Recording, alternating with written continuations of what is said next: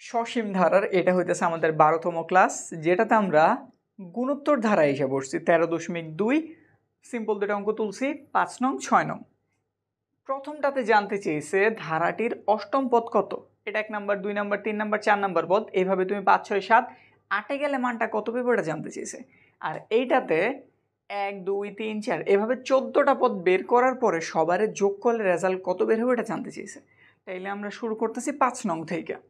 প্রথমে আমাদের এর মান আর ডি এর মান বের করতে হইব, সরি ডি না আর এর মান বের করতে হইব, কারণ এটা আমাদের গুণোত্তর ধারা। তাই লিখতেছি দেওয়া আছে প্রথম পদ, প্রথম পদ এ সমান 64। তারপর হইতেছে সাধারণ অনুপাত, এটা আমরা প্রকাশ করি আর দ্বারা। আমরা এটারে অনুপাত লিখলাম কি জন্য, আমরা যদি একটু চেক করি 64 থেকে 32 বুঝলাম আমাদের 32 কমছে, 32 থেকে 16 এখানে কিন্তু আর 32 কমে নাই, কত কমছে 16 কমছে। 16 থেকে 8 এখানে কিন্তু আর 32 কমে নাই, 16 কমছে, সরি 16 কমে নাই 8 কমছে। তাইলে এটার কমার বা বাড়ার পার্থক্যটা সেম সেম না, তাইলে এটা সমান্তর ধারণা। তাইলে এটার জন্য আমার দেখতে হইব এই পদটার অনুপাতটা সেম সেম কিনা, মানে এই পদটারে এই সামনের পদটা দ্বারা ভাগ করলে রেজাল্ট সেম সেম বের হয় কিনা। ধর এটা দ্বারা এটারে ভাগ করলাম হাফ বের হইব, এটা দ্বারা এটারে ভাগ করলাম হাফ বের হইব। তাইলে এভাবে আমরা চেক করি কে সমান্তর ধারা কে গুণোত্তর ধারা, ঠিক আছে। তো আমরা যেহেতু এটা গুণোত্তর ধারা 13.2 এই জন্য ডাইরেক্টলি লিখে ফেলছি সাধারণ অনুপাত। কিন্তু তোমরা যখন সৃজনশীল পাইবা অবশ্যই চেক দিয়ে নিবা যে এটা কি সমান্তরে আছে নাকি গুণোত্তরে। তো সাধারণ অনুপাত কিভাবে বের করে প্রক্রিয়াটা আমরা জানি, যে কোনো একটা পদরে তার সামনের পদ ধারা কি করা লাগে, ভাগ করা লাগে। তাহলে আমরা ওই কাজটাই করতেছি, 2 নাম্বার পদ ভাগ 1 নাম্বার পদ। 2 নাম্বার পদটারে ভাগ দিছি 1 নাম্বার পদ ধারা।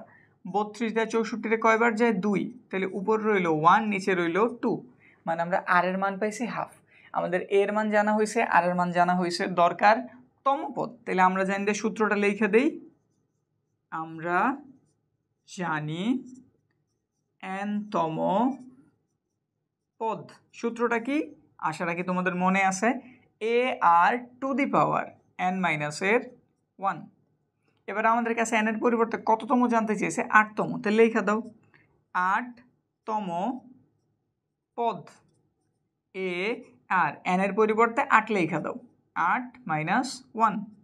এর মান কত 64 লিখলাম, আর এর মান কত হাফ লিখলাম, 8 থেকে 1 চলে গেছে 7 লিখলাম, 64 1 এর উপর টু দি পাওয়ার 7 থাকলে 1ই হয়, কিন্তু 2 to the power 7, 2 to the পাওয়ার 7 কত, 7টা 2 এর গুণফল একটু করি, 2 3 4 5 6 7, 2 দুগুণে 4 4 দুগুণে 8 8 দুগুণে 16 16 দুগুণে 32 32 দুগুণে 64 64 দুগুণে 128 পাইলাম।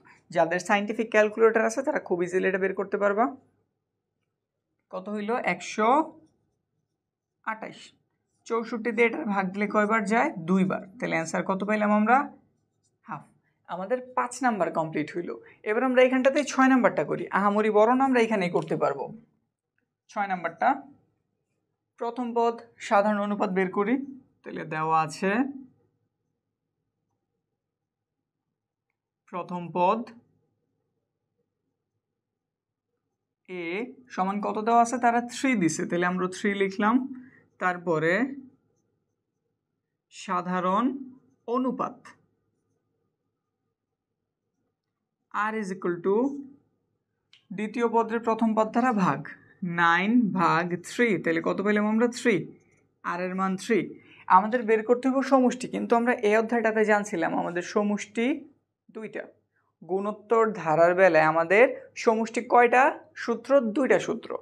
একটা সূত্র যখন আর এর মান 1-এর থেকে বড় হয়, আরেকটা সূত্র মানটা যখন 1-এর থেকে ছোট হয়। সূত্রটা লিখছি একটু দেখে নিও, আমাদের এইখানে আর এর মানটা 3 বের হয়েছে, তাইলে আমরা কোন সূত্রটা নিব, আর এর মান 1-এর থেকে বড় হলে যে সূত্রটা লিখছিলাম ওইটা। তো লিখতেছি আমরা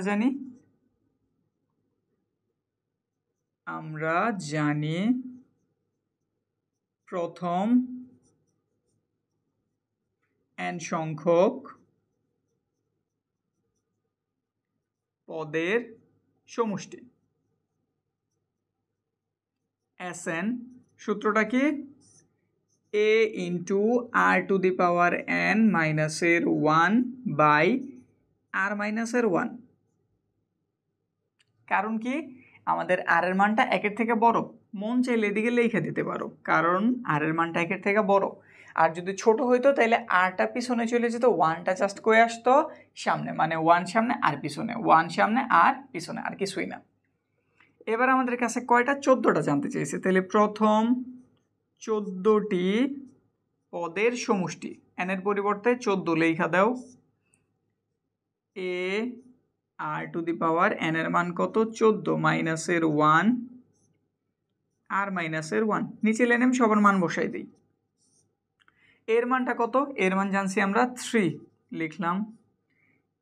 আর এর মান কত, আর এর মানও 3, কিন্তু উপরে পাওয়ার কত আছে টু দি পাওয়ার 14, মাইনাসের একটা 1, আর এর মান কত 3 মাইনাসের 1। এবার একটু রেজাল্টটা বের করি কত হয়।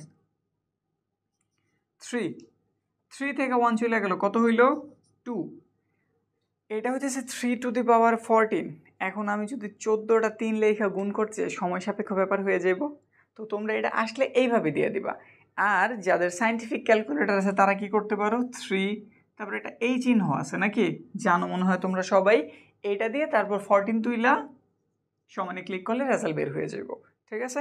আর তোমরা যারা এমনি নর্মালি করতেছো, স্বাভাবিক একটা ক্যালকুলেটর আমার হিসাবটা বের করে দেখাও কত হয়, আমি এটারে বের আর করতেছি না, জাস্ট এখানে সুন্দরভাবে একটু লিখে দিতেছি 14 মাইনাসের 1। অ্যান্সার আমাদের এখানেই কমপ্লিট। 3/2 এটা অনেক বিশাল মান, এজন্য এটা যেমন আছে ওইরকম রাখছি মাইনাসের 1, আর নিচের 2 তো এখানে লিখেই দিছি। আমাদের 6 নাম্বার কমপ্লিট হইল।